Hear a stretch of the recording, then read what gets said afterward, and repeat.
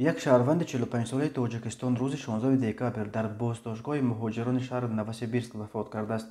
یک منبع در مقامات حفظ حقوق ولایت نوسیبیرسک به نشریه کامسомольская правда نوسیبیرسک خبر داده است که این مهاجر تاجیک در اول ماه دکبر از محبس رقم 10 آزاد شده بود و طبق قرار دادگاه می بایست از قلمرو روسیه به وطنش اخراج می شد.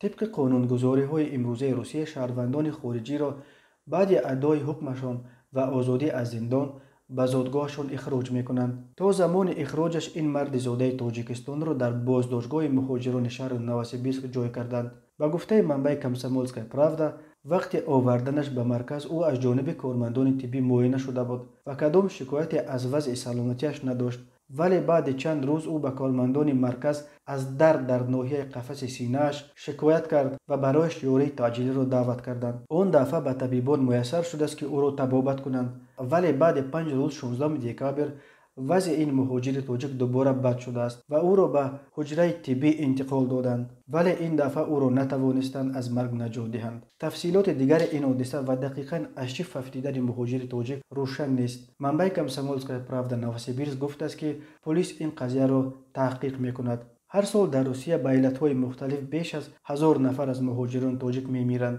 انتظار میرود که این سال این رقم به سبب پاندمی کرونا ویروس باز هم بیافزاید.